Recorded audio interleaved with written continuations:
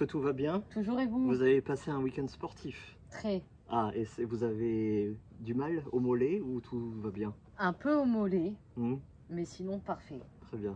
Avec de très bons souvenirs de ce week-end. Moi, j'ai très bien dormi.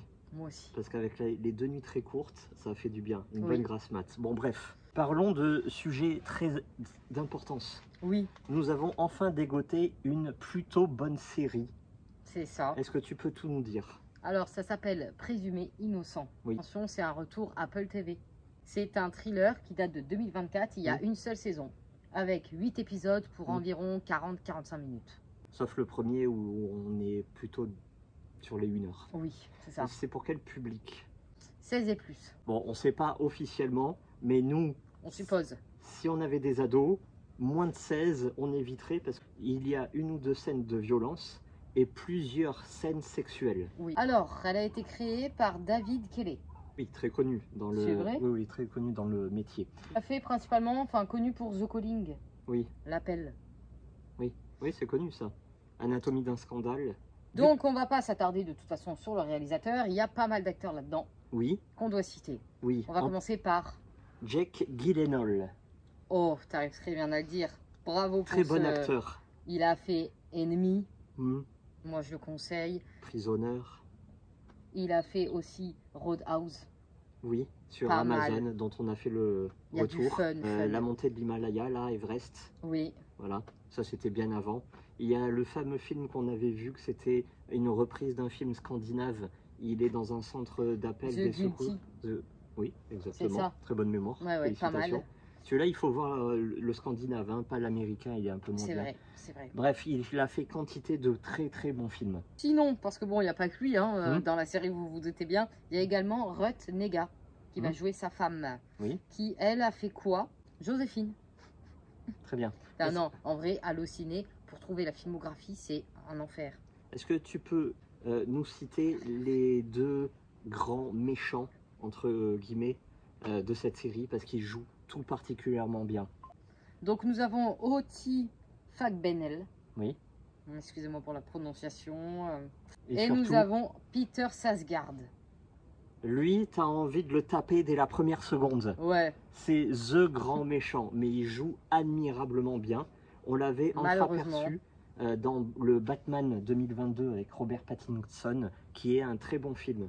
Nous vous le ça. conseillons également. On va s'arrêter là, parce Oui. que maintenant, place au pitch. Est-ce que je peux te couper Oui. vite fait avant le pitch, préciser qu'il existe un film présumé innocent, 1990, Harrison Ford, Exactement. tiré également du roman De Scott Tyrone. Scotty, pour les intimes. De Scott Turow. Le roman est paru en 87. Donc de ce roman-là vient un film, comme tu Harrison disais, Ford. et enfin la série. Bon, alors, excuse-moi pour cette interruption. Pas de Le souci. pitch. Le pitch, alors c'est tout simple, on va suivre Jack, je sais Rusty. quoi son nom, Rusty, qui est procureur général aux États-Unis. Voilà. Sauf que il va travailler avec sa collègue Caroline, qui va malheureusement décéder dans des circonstances assez atroces. Scabreuse. Exactement. Pendant 48 heures, il va mener l'enquête. Sauf que l'un de ses collègues va se réaliser qu'il y a rétention d'informations, à savoir que Rusty avait une relation sexuelle avec Caroline. Voilà. Et à savoir aussi que Rusty, évidemment, il a une fille, il a un fils, il est marié. Voilà. Relation cachée.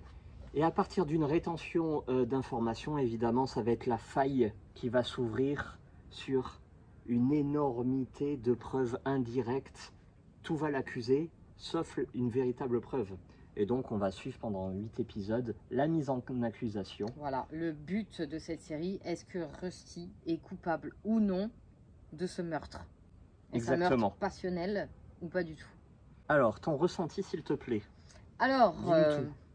série vraiment pas mal. Hmm. On aime l'ambiance. Ça me fait un peu penser à Défendre Jacob. Pour ceux qui connaissent, c'est également sur Apple TV et j'avais adoré. Et c'est aussi sur notre chaîne. Oui, c'est vrai, on en a fait un retour d'ailleurs. Que ça va parler judiciaire des États-Unis. Oui. C'est top. Maintenant, il y a beaucoup de longueur. Voilà. J'aurais préféré avoir un épisode de 35 minutes. franchement. Et puis même, c'est plus facile à regarder. Ou alors 6 épisodes de 45 minutes. C'est ça. Il y a une très bonne psychologie. Et même nous, on est perdus. Il va y avoir plusieurs fausses pistes. C'est ça, en fait. Mais le petit problème, c'est que certaines fausses pistes n'aboutissent nulle part. Ils amorcent à peine la chose que des fois, ça passe à l'as. C'est ça. On change d'épisode, voilà. Cliffhanger, mais le cliffhanger ne reprend pas. Et l'amorçage, c'est comme un soufflet. Petite incohérence. On a trop de questions pour pas assez de réponses. Oui.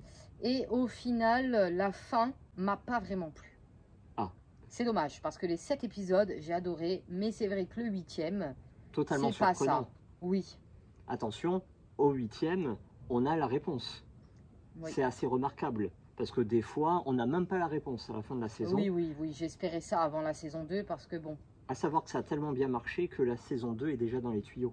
Oui, c'est déjà signé. Là, si vous voulez vous arrêter à la saison 1, vous pouvez largement. Voilà, les 8 épisodes, ça suffit complètement. Qu'est-ce qui t'a particulièrement plu? Jake, c'est l'acteur. Une fois qu'on a vu la moitié de ses films, bon, dès qu'on le voit, on sait que c'est une valeur sûre et on y va. Il joue super bien, même sa vie de famille, pas mal, vie très carrée, peut-être un peu trop, qui fait qu'au final, bon, il s'est trouvé Caroline. En apparence. En apparence. C'est carré en apparence, parce que... Bon, sinon, c'est lui qui fait ses choix. Parce que ses heures perdues, ses mauvais choix. Sa vie, elle est plutôt triangle. Ouais, c'est vrai. Il faudrait un petit peu arrondir tout ça. Oui. Mais non, moi j'ai beaucoup aimé. J'aime les enquêtes comme ça. Mais là, ça va pas être vraiment une enquête, c'est du point de vue du bureau, comme on disait. Oui. Et pas du point de vue de la police ou quoi que ce soit. Non. Voilà, donc c'est ça qu'on aime derrière. C'est aussi... c'est très justice, quoi, à l'américaine. Oui, et aussi les procès qu'on aime là-dedans, nous.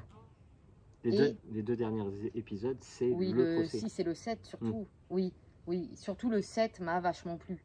S'ajoute à ça, forcément dans ces séries-là, il nous faut des têtes à claque. Donc on a le Peter, qui joue Tommy, qui est le nouveau procureur, qui remplace celui qui est mis en accusation. C'est ça, parce qu'il y a eu des élections.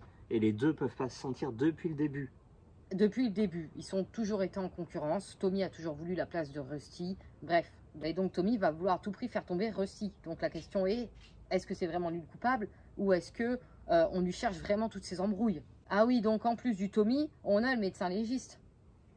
Généralement dans les séries, ça se passe bien, vous voyez, médecin légiste, policier, avocat ou je ne sais pas qui a le droit d'aller voir des corps. Et bien là, ça se passe vraiment c'est ça qui est intéressant. C'est que normalement on a droit à une enquête de police, alors que là c'est la justice et les magistrats sont avant tout des politiques. Donc c'est leur intérêt qui passe avant l'intérêt des victimes, malheureusement. Hein. C'est ça qu'on a apprécié.